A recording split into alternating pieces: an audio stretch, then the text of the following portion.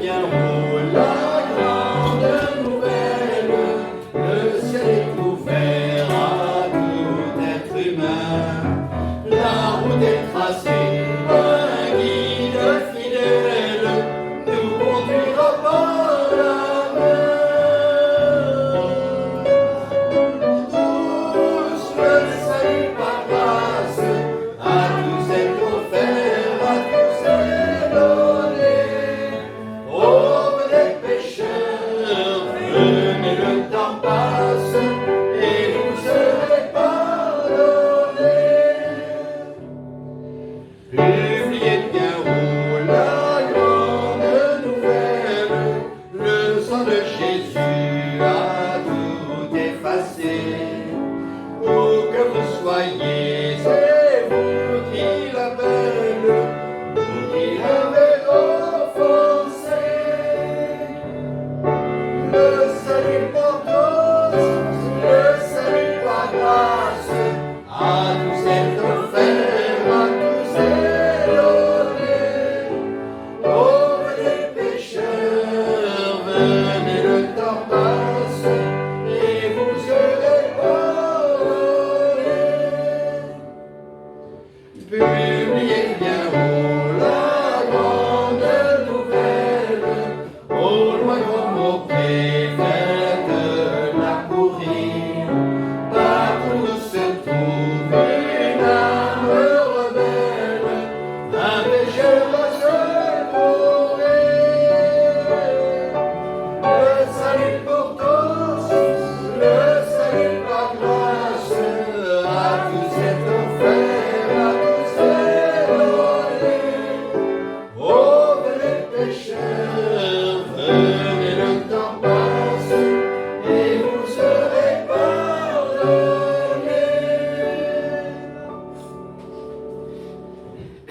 Voilà, vous qui nous joignez par l'enregistrement, eh bien, vous êtes bienvenus. Et nous avons choisi ce chant, c'est en vue de ce passage que nous allons étudier justement dans Apocalypse chapitre 3. Nous allons voir la dernière lettre écrite aux 7 églises. Et donc à Apocalypse, il y a pas mal d'enfants ce matin, donc je vais demander à mon épouse de monter avec les enfants. Vous allez monter à l'étage et vous allez pouvoir être avec elle. On fait ça exceptionnellement là, mais voilà, parce que vous êtes importants et nous voulons vous accorder votre place. Donc suivez Madame Barnes et voilà. C'est bien, beaucoup de garçons. Vous voyez quand même une ou deux filles. C'est bien. Donc, je vous invite à ouvrir vos Bibles dans Apocalypse chapitre 3. Et nous allons lire à partir du verset 14. Apocalypse chapitre 3. Et à partir du verset 14 jusqu'à la fin du chapitre. Donc, c'est la lettre à l'église de Laodicée. Écrit à l'ange de l'église de Laodicée. Voici ce que dit l'Amen, le témoin fidèle, le véritable, le principe de la création de Dieu. Je connais tes œuvres. Je sais que tu n'es ni froid ni bouillant. Puisses-tu être froid ou bouillant? Ainsi, parce que tu es tiède et que tu es ni froid ni bouillant, je te vomirai de ma bouche. Parce que tu dis, je suis riche, je me suis enrichi, je n'ai besoin de rien. Et parce que tu ne sais pas que tu es malheureux, misérable, pauvre, aveugle et nu. Je te conseille d'acheter de moi de l'or éprouvé par le feu, afin que tu deviennes riche, et des vêtements blancs, afin que tu sois vêtu et que la honte de ta nudité ne paraisse pas, et un collier pour oindre tes yeux, afin que tu vois. Moi, je reprends et je châtie tous ceux que j'aime. Et donc du zèle et repens-toi. Voici, je me tiens à la porte et je frappe. Si quelqu'un entend ma voix et ouvre la porte, j'entrerai chez lui, je souperai avec lui et lui avec moi. Celui qui vaincra, je le ferai asseoir avec moi sur mon trône. Comme moi, j'ai vaincu et je me suis assis avec mon Père sur son trône. Que celui qui a des oreilles entende ce que l'Esprit dit aux églises. Donc,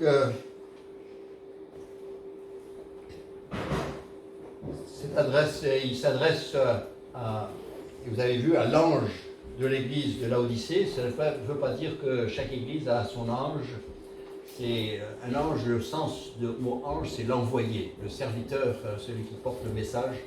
Et donc, comprenez, quand il dit l'ange de l'église, c'est le responsable de l'église. C'est adressé aux pasteurs ou aux anciens de l'église. Donc, il y a une peinture que vous avez certainement vue, un tableau qui a été peint par William Hunt. C'est un tableau chargé de symboles et montrant Jésus frappant à une porte fermée. La dernière version se trouve dans la cathédrale de Saint-Paul à Londres. Dans ce tableau, la porte est un symbole de l'âme humaine fermée à son appel. La lumière du monde est bien sûr le Christ lui-même, parce que dans cette peinture, il porte une lampe. Et bien sûr que c'est lui, parce qu'il dit « Tant que je suis dans le monde, je suis la lumière du monde ». Si vous regardez les détails de cette peinture, vous voyez que la porte n'a pas de poignée. La personne qui entend le message doit ouvrir de l'intérieur. Et seulement en ouvrant de l'intérieur, est-ce qu'elle peut admettre le Seigneur. Et puis vous verrez un petit détail aussi, c'est qu'autour, en bas, autour de la porte, il y a des mauvaises herbes qui poussent. Et pour le peintre, cela a représenté les péchés qui empêchent souvent les gens de suivre Christ. Ils ne peuvent pas ouvrir la porte parce qu'elle est encombrée. C'était son interprétation de justement ce passage. « Voici, je me tiens à la porte et je frappe. Si quelqu'un entend ma voix et ouvre la porte, j'entrerai chez lui, je soufflerai avec lui et lui avec moi. » Cette information a été envoyée à l'église de Laodicée. Ce message, voici, je me tiens à la porte et je frappe. C'est un message qui est triste et rempli d'espoir. Parce qu'on a ce sentiment qu'il est à la porte depuis quelque temps et qu'il frappe. Je ne sais pas, vous, comment vous réagissez quand vous allez chez quelqu'un puis vous frappez à la porte. Combien de temps est-ce que vous attendez avant de commencer à vous demander s'il y a quelqu'un, ils ont entendu, on sonne encore, je ne veux pas sonner trop parce que je ne veux pas les embêter, mais en même temps, est-ce qu'ils ont entendu, est-ce que ça a sonné, et combien de temps vous restez là, hein? Vous restez là 1 heure, vous restez là 1 mois, vous restez là 1 année. Le Seigneur, il est là depuis 2000 ans. Et il nous dit, et puis en même temps, c'est un espoir parce que il frappe. Et le fait qu'il soit là et qu'il frappe, ça veut dire qu'il a quelque chose à proposer. C'est une image qui nous propose de l'espérance. Il y a un message, il a quelque chose à apporter. Donc c'est triste d'un côté, et puis après, là, d'un autre côté, on est rassuré, encouragé. Vous savez, cette église de Laodicée pourrait représenter le christianisme d'aujourd'hui. Et c'est à celui-là qu'on est souvent associé. Et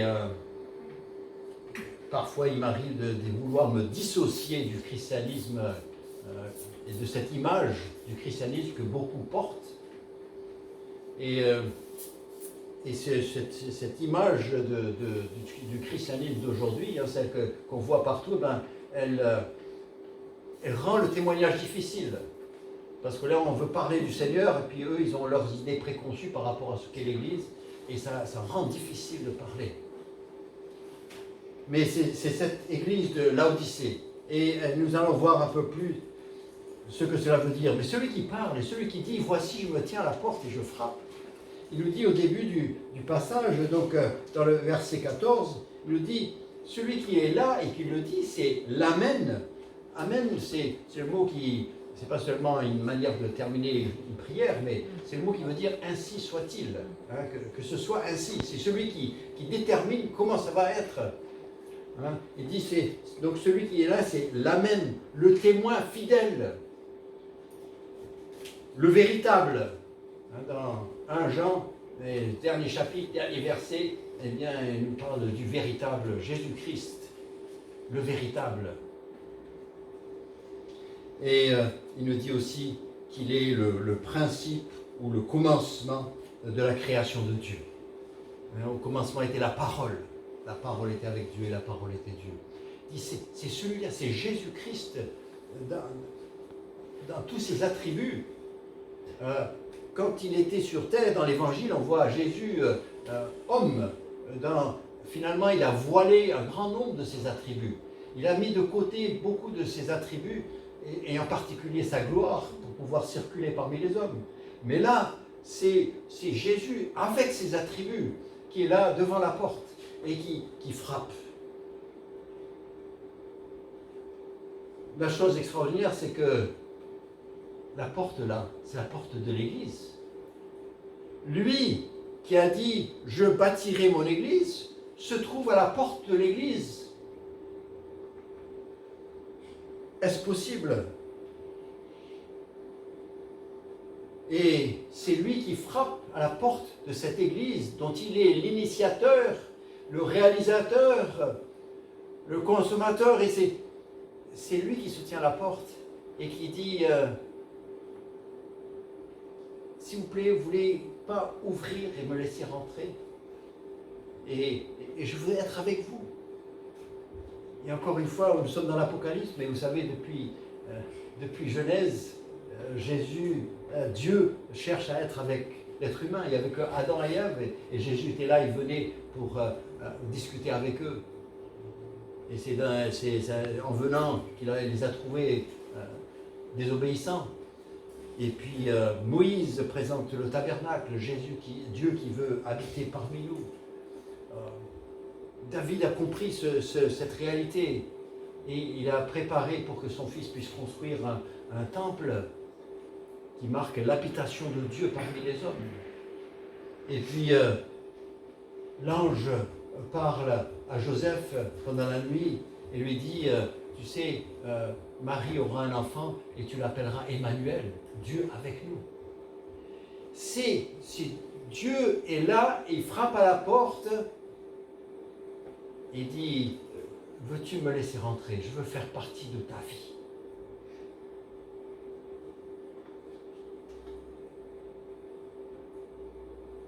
Comment peut-on concevoir un christianisme où le Christ est absent?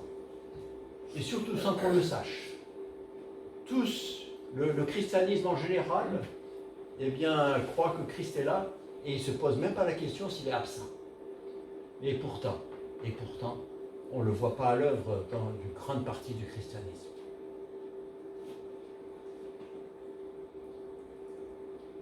Nous parle dit, voici, je me tiens à la porte et je frappe. Vous avez certainement remarqué que quand il dit qu'il frappe, eh bien, c'est parce que il y a de sérieux problèmes dans cette église, dont elle n'est pas consciente.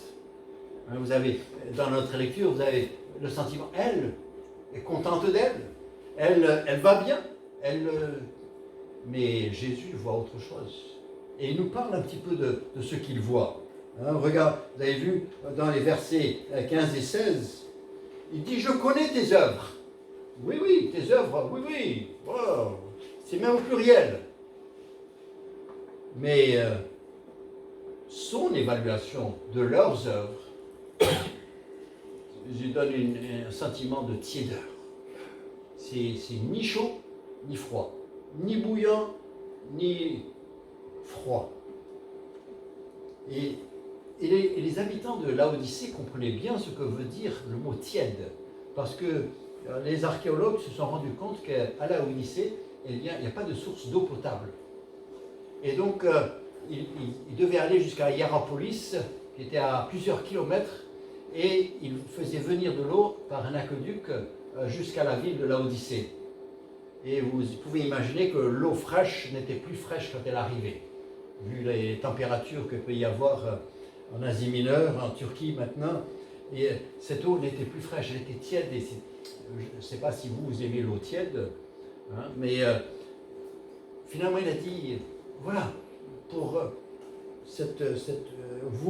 vos œuvres, ça me donne un sentiment de nausée. Et vos œuvres sont nauséeuses. Et vous savez, trop souvent, nous trouvons des églises qui, bien sûr qu'ils ont de la louange. Moi, j'ai jamais entendu parler d'une église où il n'y a pas de louange, où il n'y a pas d'adoration. Mais parfois, on a l'impression qu'ils font ce qui leur plaît, ce qu'ils aiment faire. Et il ne se pose pas la question si ça plaît à Dieu, si c'est quelque chose que lui veut recevoir. C'est quelque chose qui lui fasse plaisir.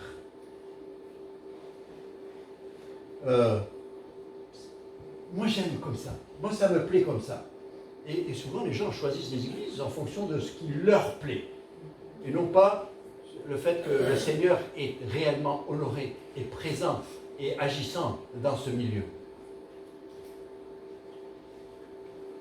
Que penserez-vous de quelqu'un qui prend un sourd-muet et lui dit, écoute, je vais te faire quelque chose de spécial ce soir, je vais t'emmener à un concert. Mais pourquoi est-ce que vous invoquez le Seigneur à venir écouter votre bruit? Pour lui, c'est du bruit, c'est pas de la louange. C'est autre chose.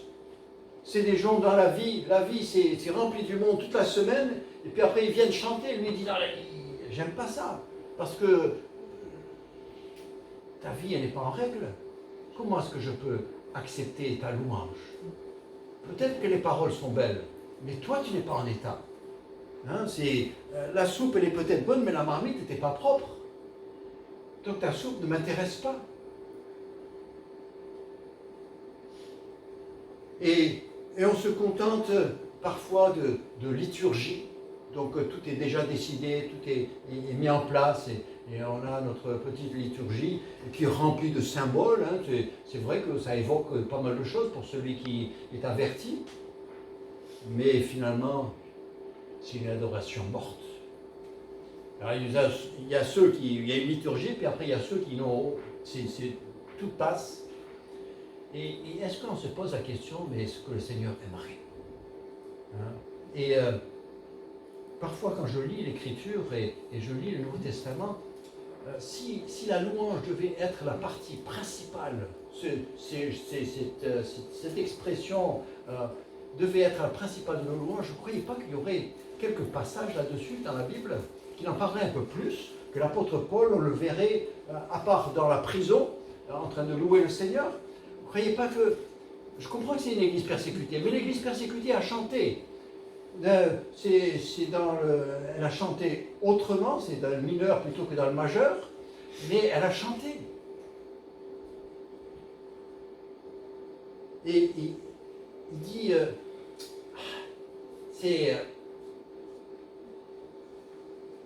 ça me dérange, votre manière de faire.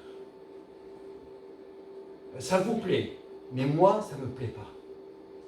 Et lorsqu'on regarde dans le christianisme en général, je ne vous encourage pas à aller sur YouTube parce que vous avez de tout et rien du tout, hein, mais est-ce qu'on cherche à plaire au Seigneur? Lui, il dit, vous, je connais vos œuvres. Ah, les œuvres, elles sont bien intentionnées. Mais pour moi, ça ne me plaît pas. Ensuite, il dit, vous avez une mauvaise appréciation de votre état devant moi. En fait, il dit, vous dites, je suis riche, je me suis enrichi. Il y a déjà un problème quand on parle de soi-même. Et il dit, je n'ai besoin de rien, Parce que tu ne sais pas que tu es, il dit la réalité, c'est que tu es malheureux, tu es misérable, pauvre, aveugle et nu. Alors là, pour un être humain, ça c'est le pire des états. Il dit, toi tu es content de toi, toi tu es satisfait, alors que c'est pas du tout ça. Et il y a une anecdote qui a été relevée, qui vient du XIIIe siècle, qui peut un peu illustrer cette pensée, cette satisfaction qu'on peut avoir. C'est Thomas d'Aquin qui rend visite au pape Innocent II et il leur surprend en train de compter une forte somme d'argent. Alors, sans se laisser distraire, le souverain pontife fait ce commentaire. Tu vois, Thomas, l'Église ne peut pas plus dire aujourd'hui « je n'ai ni argent ni or ». Oui, Saint-Père, répondit Thomas, mais peut-être ne peut-elle plus dire « lève-toi et marche ». C'est-à-dire, tu es content, mais finalement, ce n'est pas ce qu'il a voulu. L'église primitive, c'était une église qui pouvait dire « lève-toi et marche » et qui avait un message d'espoir et qui transformait les vies et qui réorientait les vies. Il dit, mais là, on a une liturgie qui entretient les choses, mais qui ne change aucune vie. Les gens rentrent et ressortent de la même manière. Il dit, est-ce que nous avons encore... oui, peut-être que nous sommes riches, mais il dit, oui, pas de puissance, pas de pouvoir. L'œuvre n'est pas en train, la parole n'est pas en train d'agir au milieu de vous. Et il semblerait qu'il y a un énorme décalage entre ce que ces chrétiens pensent d'eux et ce que Jésus pense d'eux. Et cette Église, en fait, vit dans l'illusion.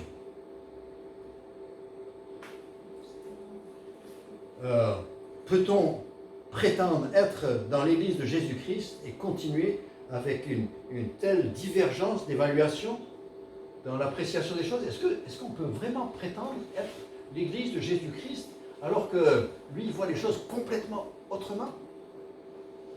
Peut-être qu'on a une croix sur le bâtiment, peut-être qu'est-ce qu'on a une Bible quelque part, et puis, mais est-ce que c'est ce que Jésus voudrait? Est-ce que nous avons vécu le renouvellement de l'intelligence? Comme il dit dans Romains chapitre 12, verset 2. Il dit, mais là tu penses autrement. Avant tu avais une certaine pensée. Mais finalement vous êtes rentré dans l'Église, vous avez adopté l'Église, mais vous avez toujours la même pensée. Votre pensée, votre manière de voir, les Laodicéens, la ville de Laodicée, c'était une ville bancaire, elle était devenue riche. Ils avaient eu un tremblement de terre 30 ans plus tôt et ils avaient réussi à tout construire sans l'aide extérieure. Ils avaient reconstruit avec leurs propres moyens. Ils étaient contents d'eux, les gens de cette ville. Et on voit la mentalité de la ville, on la trouve dans l'Église. C'est le même sentiment. Et c'est ça, Jésus dit, mais c'est pas possible. Bon, d'un autre côté, on comprend pourquoi ils n'entendent pas frapper à la porte. Ils ne se rendent pas compte qu'il est dehors. Il dit, moi, dans votre état, je vous propose, premièrement, vous croyez riche, mais moi, je vous propose d'acheter de l'or purifié par le feu.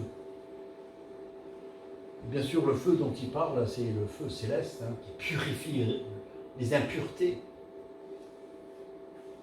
Et qui a une valeur. 1 Corinthiens chapitre 3, où il parle de nos œuvres qui devront passer par le feu.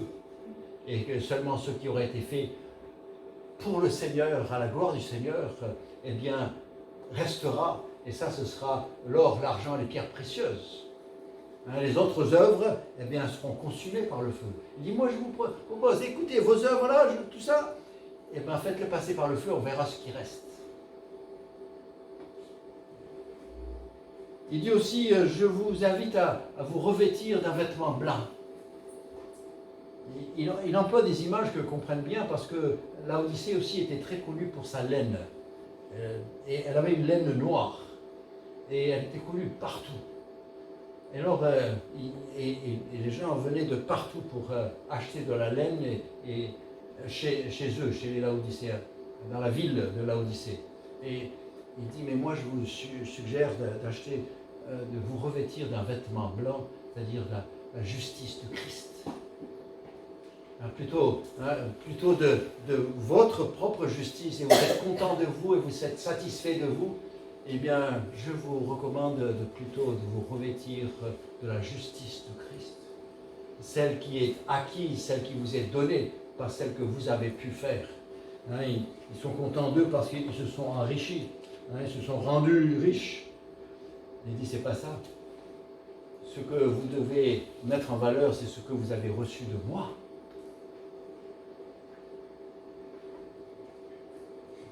Et aussi, il leur dit d'avoir ce collier. Vous avez besoin de ce collier pour oindre vos yeux. Et Laodicée était connue aussi, ils avaient un collier, on venait de partout, et pour avoir ce collier qui permettait de soigner les yeux. Donc il emploie des images que eux comprennent très bien.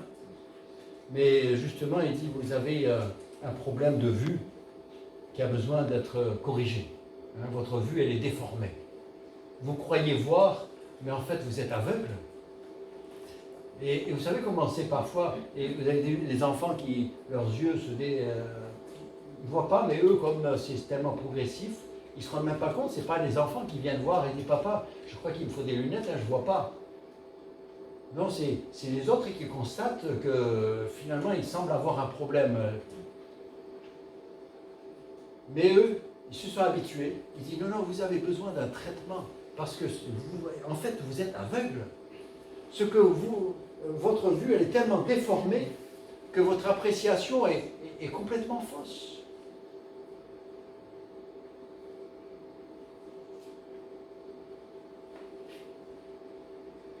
Et quand on a une mauvaise vue, eh bien on devient vulnérable à toutes les erreurs doctrinales qui peuvent circuler. Si on ne voit pas juste, après on commence à décider, oui, ça me plaît. Vous savez comment c'est les gens quand il y a une nouvelle traduction de la Bible qui sort? C'est pas une question de celle-là, elle est encore plus exacte. Non, c'est une question, celle-là, elle me plaît. J'aime bien la manière dont. Mais ce n'est pas une manière d'évaluer une traduction de la Bible. Est-ce qu'elle est exacte? Est-ce qu'elle me dit exactement ce que Dieu me dit? C'est ça qui est important.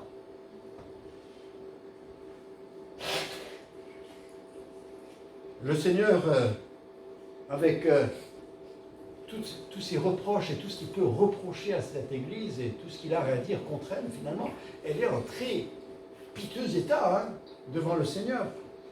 Et vous savez, c'est pas pour cela qu'il ne se tient pas à la porte. C'est pas pour cela qu'il ne frappe pas. Le fait qu'il se tienne là, c'est parce qu'il a envie de proposer quelque chose. Le fait qu'il frappe, c'est parce qu'il connaît leurs besoins et il veut répondre à leurs besoins. Et lorsqu'il dit « je reprends et je châtie tous ceux que j'aime », mettez en gras ceux que j'aime.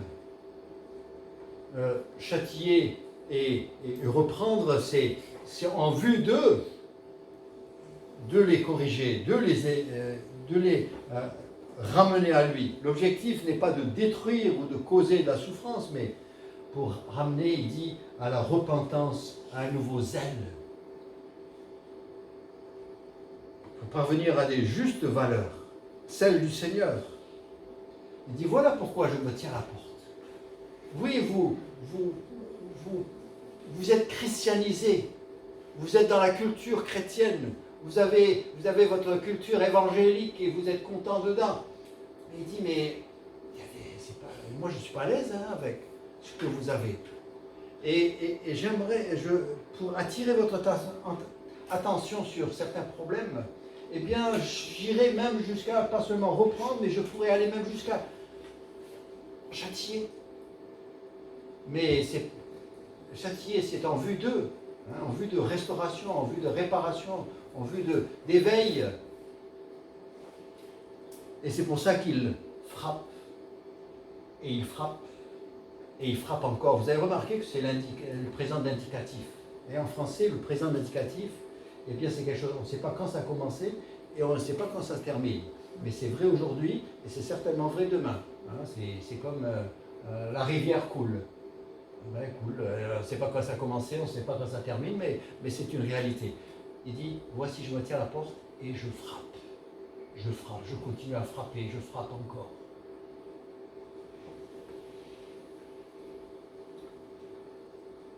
Il dit, voici, je me tiens à la porte et je frappe. Et lui, ça bascule là, parce qu'il dit, si quelqu'un, il n'a pas dit, si vous entendez toquer, il dit, si quelqu'un entend ma voix. C'est pas une question. Entendre toquer, il y en a plein qui ont entendu le Seigneur toquer à leur porte. Il y en a plein qui ont dit, je sens quelque chose, mais je ne suis pas prêt, non, je ne veux pas, c'est pas moi, maintenant, je le ferai plus tard. Et beaucoup ont entendu toquer. Mais il dit, si vous entendez ma voix, il dit, c'est l'importance, il met l'importance sur la parole de Dieu. Parce que la foi vient de ce qu'on entend. Et ce qu'on entend vient des paroles de Christ. Il faut entendre un message pour pouvoir mettre sa confiance dans ce message. Il dit, si vous n'entendez pas ma voix, si vous n'entendez pas ma parole, eh bien sûr que vous allez rester là où vous êtes. Il est indispensable d'entendre la voix. Et c'est pour ça que nous donnons une telle importance à l'enseignement de la parole de Dieu. Parce que sinon, on ne peut pas progresser. Les choses restent. On peut entretenir la flamme peut-être avec des louanges. Et il y a des belles vérités dans ces louanges. Et le problème n'est pas les louanges. Le problème, c'est les humains. Hein. Mais la parole de Dieu. Et vous remarquez la tendance, et si vous avez circulé un petit peu, vous voyez que le temps de louange il s'allonge et le temps de prédication il se diminue. Hein, les valeurs sont en train de changer tout doucement pour plaire à la clientèle. Et celui qui prêche, il a reçu ses ordres du Seigneur, pas de la clientèle. Il dit, et puis finalement, si on ne prêche pas la parole, on n'a rien à proposer. Hein, autant lire des poèmes. Il ne suffit pas de voir les signes du temps. Il ne suffit pas de voir des miracles ou de voir des songes. Parfois le Seigneur, hein, mais il faut entendre la voix. Celui qui parle. La voix, la parole écrite et la parole incarnée. La foi, c'est la confiance qu'on place dans la parole de Dieu. Et donc, dans nos conversations avec les gens, eh bien, si on veut leur laisser quelque chose, eh bien, laissons-leur de la parole. Parce que sinon, ils ne peuvent pas s'approcher de Dieu. Si quelqu'un entend ma voix, ou il en faut, parfois, ils ne font pas grand-chose. Juste une parole peut leur donner de l'espoir. Mais il faut que ce soit une parole du Seigneur. Pas une idée à moi.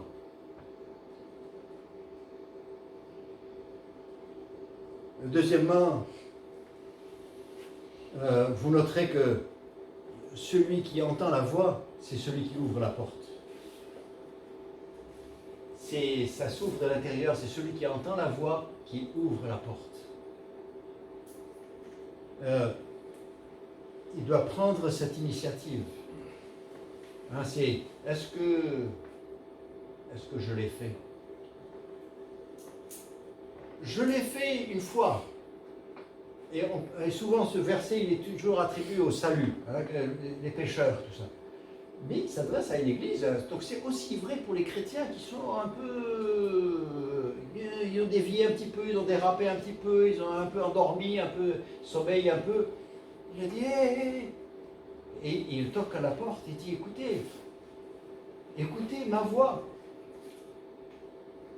Je ne peux pas m'empêcher de penser à cette petite fille là, quand Pierre est sorti de prison, et il a été frappé à la porte, et la petite fille, elle vient, elle entend, elle repart, elle dit, c'est Pierre qui est... Et puis il dit, non mais tu rêves, c'est pas possible. Oui, oui, mais c'est sa voix, on reconnaît, c'est sa voix. Hein? Elle n'a pas dit, je reconnais sa manière de toquer. Elle dit, j'entends sa voix. Et finalement, ils ont dit, bon, on va la calmer, on va les regarder. Et puis justement, c'était lui. Mais c'est, vous savez, c'est tellement humain. Il dit, la poignée, hein, on l'a souligné dans la peinture, mais c'est réalité, la poignée est à l'intérieur. Et le Seigneur frappe, et c'est la personne qui ouvre. C'est étonnant qu'il frappe, il dit, même s'il y a une personne, oh, c'est toute une église, il me dit, mais s'il y a quelqu'un qui ouvre, j'entre. S'il y en a un qui me laisse rentrer, j'entre. Vous vous rendez compte le désir? Est-ce que vous pourriez aller quelque part où il y a là, presque tout le monde n'a pas envie de vous voir? Il n'y a qu'un seul qui est content de vous voir. Parfois c'est le chien, mais il dit, est-ce que ça vous donne envie d'y aller? Mais là, Jésus dit, mais même pour un seul, je suis prêt à le faire. Tellement il désire entrer et avoir cette communion avec les siens.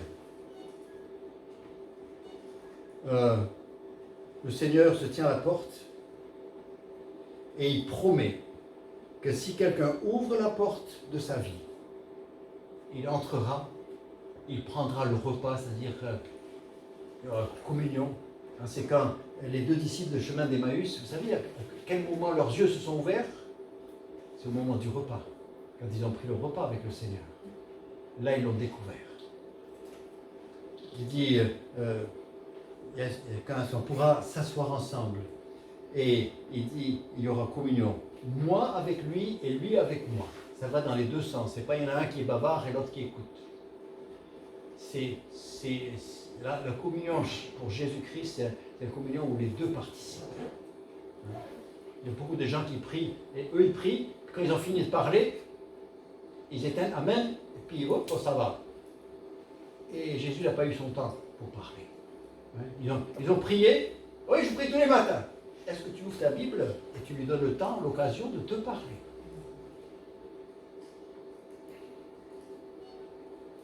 Comme il est question de la porte de l'Église, eh bien le principe qui en découle, c'est que cette attitude de Jésus, elle est vraie pour l'individu qui vient à Jésus pour la première fois, qui entend la voix de Jésus, qui entend la parole de Dieu pour la première fois. Eh bien, c'est pour lui.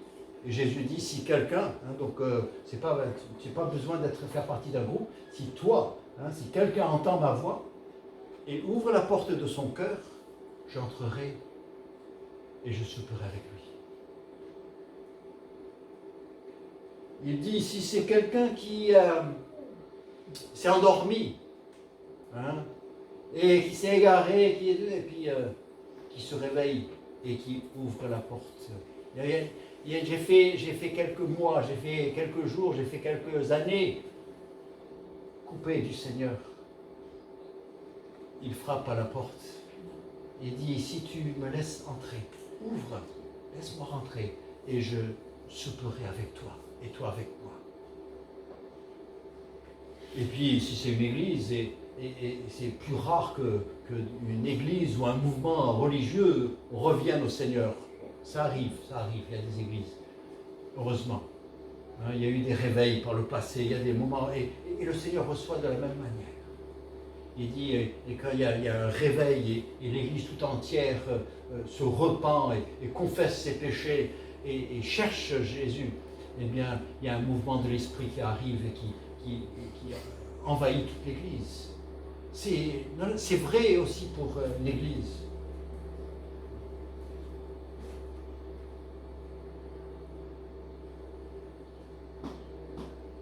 Que celui qui a des oreilles, et il dit à la fin, il dit que celui qui a des oreilles entende ce que l'Esprit dit aux églises. Il dit ça, ce message, ça vient de Dieu, c'est la pensée de Jésus-Christ, et c'est l'Esprit de Dieu qui le communique. Il dit, est-ce que tu as des oreilles pour entendre?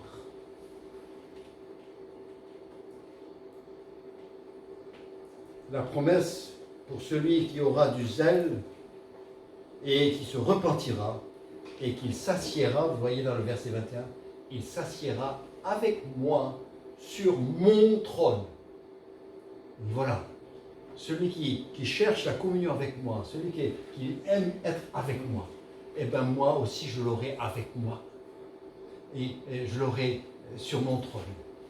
Il dit comme le Père, eh bien, j'ai vaincu à la croix et je suis assis sur le trône de mon Père, ainsi vous, parce que vous ouvrez la porte, vous entendez ma voix, vous ouvrez la porte, eh bien, moi je vous invite à vous asseoir avec moi sur mon trône.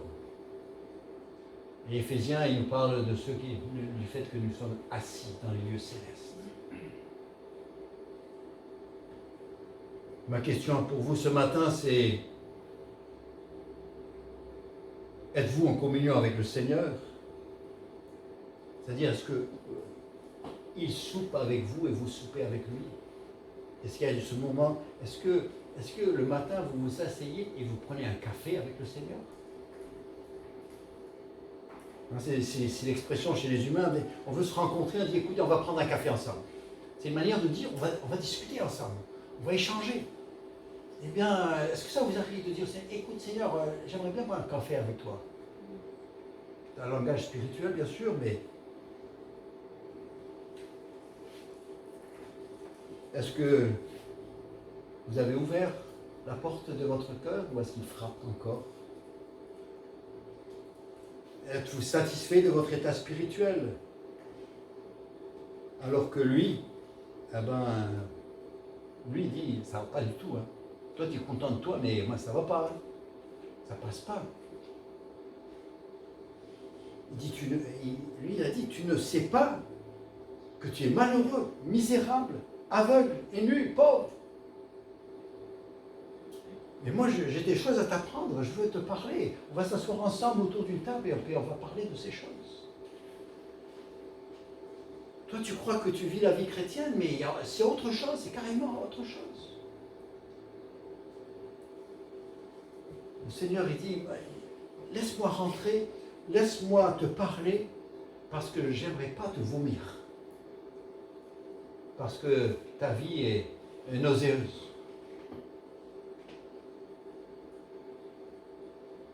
Tu es dans le christianisme, mais tu n'es pas en Christ. Colossiens chapitre 2, Paul s'adresse aux chrétiens de Colosse, mais il fait référence à Laodicée, parce que Laodicée était à peu près 75 km de Colosse. Donc la lettre qu'il écrit à Colosse, finalement, il veut la faire lire par l'église de Laodicée aussi. Donc Colossiens chapitre 2, et je vais lire les 3 premiers versets. Il dit je veux en effet que vous sachiez combien est grand le combat que je soutiens pour vous et pour ceux qui sont à Laodicée, et pour tous ceux qui n'ont pas vu mon visage, afin qu'ils aient le cœur rempli de consolation, qu'ils soient unis dans l'amour et enrichis d'une pleine intelligence pour connaître le mystère de Dieu, savoir Christ, mystère dans lequel sont cachés tous les trésors de la sagesse et de la connaissance. Il dit, c'est ça que je veux pour vous, vous les Laodicéens. C'est ça que je veux. Ce que vous vivez, c'est pas cela. Mais voilà ce que je veux. C'est que vous ayez une connaissance, mais on a besoin de s'asseoir ensemble. On a besoin de parler, on a besoin de partager. Vous avez besoin d'entendre ma voix.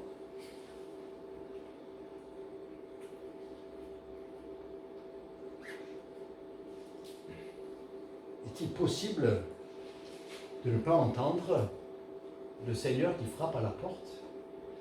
Croyez-vous que lui, il se tiendra là et puis il va frapper de manière à ne pas être entendu? Quand vous allez devant une porte, comment est-ce que vous frappez?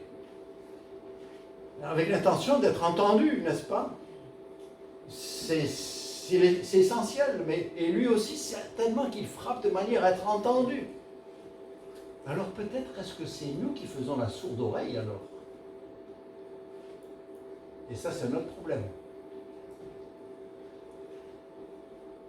Mais Jésus frappe. Il est encore là devant la porte. Un jour, peut-être qu'il ne sera plus là. Mais pour l'instant, il est encore là. Et il frappe, il attend. Et il voudrait rentrer. Je termine avec ce verset de Hébreux 3, versets 7 et 8. Il dit, c'est pourquoi, selon ce que dit le Saint-Esprit, aujourd'hui, si vous entendez sa voix, n'endurcissez pas vos cœurs. N'endurcissez pas. Ne faites pas la sourde oreille. Ne vous dites pas, comme disent les enfants à leurs parents, très souvent, dire, ah ben j'ai pas entendu. Et comme si c'était une excuse valable. Hein? L'Institut dit, vous avez fait le devoir? Ah non, j'ai pas su. J'étais pas là, j'ai pas entendu. Et alors, vous croyez que c'est une excuse? C'est pas une excuse. Hein? Et pour Dieu non plus, c'est pas une excuse. Il dit, moi, pourtant, j'étais à la porte et j'ai frappé. Tu as entendu frapper, tu as été au fond, tout au fond de la maison pour ne pas plus entendre. Mais le Seigneur est persévérant et patient, tellement il nous aime. Cet amour qu'il a démontré sur la croix, ben, c'est toujours vrai. Et parfois, nous regardons en arrière, nous disons, oui, c'est vrai. J'ai laissé le Seigneur frapper pendant un bon bout de temps avant de répondre. Et ce n'était pas seulement pour le salut, mais parfois après aussi, parce qu'il voulait traiter des choses dans ma vie et je savais qu'il s'approchait trop de certains domaines de ma vie, alors j'ai fait semblant de ne pas entendre. Parce que je ne voulais pas quitter ces choses dans ma vie. Mais lui, il frappe à la porte. Il dit, je veux entrer. Et c'est ça le message de Jésus-Christ pour le christianisme, mais pensant pas aux autres, pensant à nous-mêmes. Et notre besoin, ici à Fréjus, ici dans notre vallée de l'Argence. Et nous voulons un témoignage, nous voulons un endroit où les gens qui entendent la voix de Jésus-Christ puissent se réunir et prendre un café avec le Seigneur. Nous voulons chanter un cantique.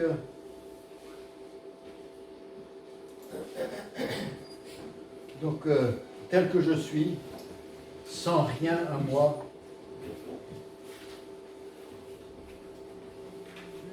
c'est un peu, on va le chanter comme une prière, et peut-être que c'est pas de la mauvaise volonté, mais peut-être que je ne me rends pas compte. Ma manière de voir, je suis content de moi, je ne me rends pas compte, et j'ai besoin de dire, Seigneur, écoute, toi tu vois, peut-être ma vue est encore un peu déformée sur certains domaines, et j'ai besoin que tu me montres.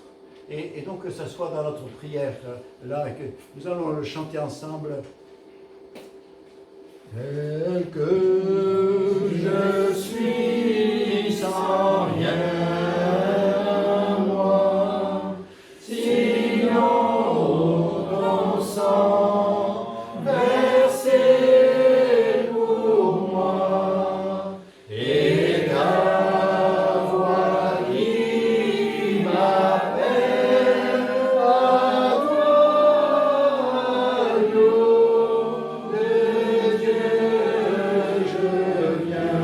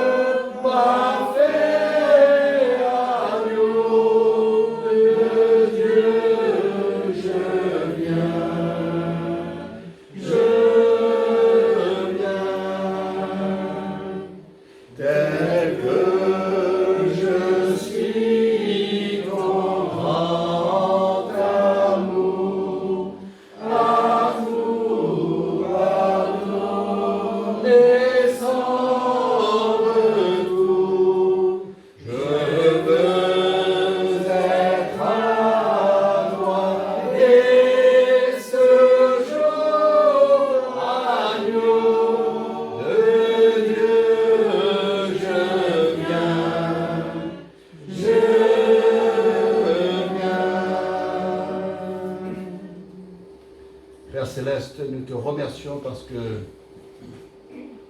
nous avons entendu ta voix. Peut-être qu'on a entendu toquer à la porte aussi, mais c'est ta voix que nous avons voulu entendre et c'est à ta voix que nous voulons répondre. Et Seigneur, tu connais l'état du cœur de chacun, tu sais quelle est l'attitude. Il se peut que tu aies reçu, mais il y a des portes dans la maison, certaines chambres qui sont fermées.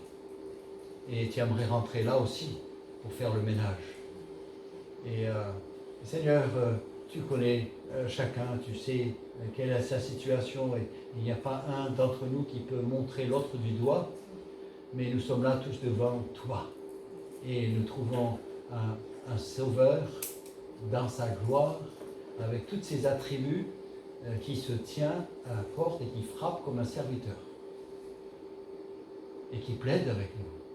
Et qui démontre par la longue attente, il démontre combien il nous aime. Seigneur, que nous puissions répondre. Il est quand même plus agréable de t'avoir à table avec nous que de t'avoir devant la porte et qui frappe. Père, bénis ta parole ce matin. C'est au nom de Jésus-Christ que nous prions. Amen.